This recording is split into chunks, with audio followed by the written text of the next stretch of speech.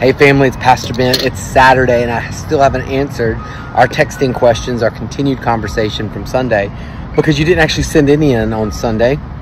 They came in later this week and I just now saw them. So I pulled over my car. I'm at Starbucks really quick to answer these questions. Two main questions came in through our text. And the first was, on Sunday we talked about how the things of the kingdom, the things of God, far outweigh the things of this world. And this is how the early disciples could have everything in common, but because they realized the things that mattered they had in common, even though the things of this world they didn't have in common. And the question is, how do we accomplish this without becoming complacent? And that's a good question, but I think that we could still be driven and it not be by the things of this world, right? If you know me well, like I'm a hard worker. I enjoy the things of this world because I acknowledge where they come from and their place in our lives, right? And so we are to steward well here on earth. Scripture says what we bind on earth, right? We bind, right? And so I believe how we steward on earth also reflects in heaven. I'll give you a good example. When Moses crosses the Red Sea, he writes this song called the Song of Moses. Song on earth, but the weight is carried by kingdom, heavenly things. And when we get to Revelation, it says they're singing the song of Moses.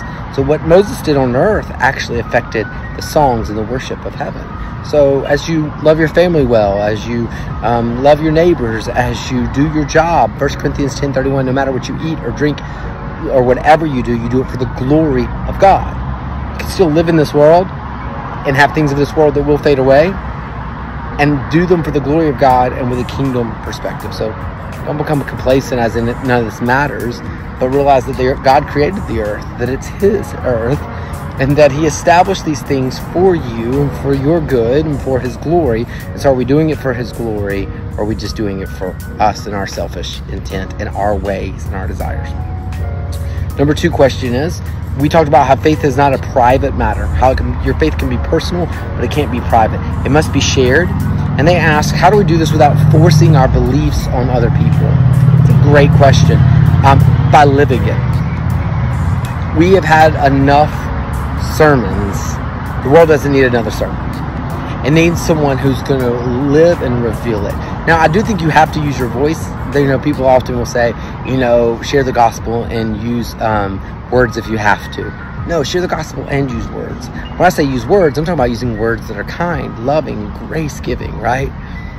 Be a prophet, right? What's a prophet? Prophet, number one, we're going to talk about this week.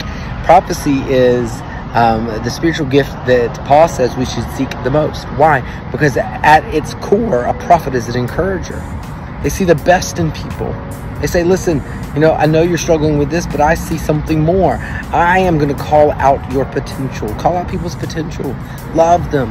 Point them to what God has for them. It doesn't take a prophet or spiritual gift, right, to point out someone's sins. It takes a prophet and a spiritual gift in order to encourage people to become more than what they are in this world. Trust me, people start living that way, start pointing people to their potential, start showing people the good news of Jesus. You're not forcing your beliefs. You're just living out of your faith. Live out of your faith. All right. That's all I have. Those are the only two questions. I love you guys. I can't wait to see you. I'm heading to a wedding. That's why I look kind of snazzy. And I can't wait to see you tomorrow. Tomorrow we are in Acts chapter 8. Man, we're looking at this sorcerer named Simon Philip who goes and spreads the gospel. It's going to be a really, really good day. We're going to talk about gifts, grace, and the glory of God. See you there.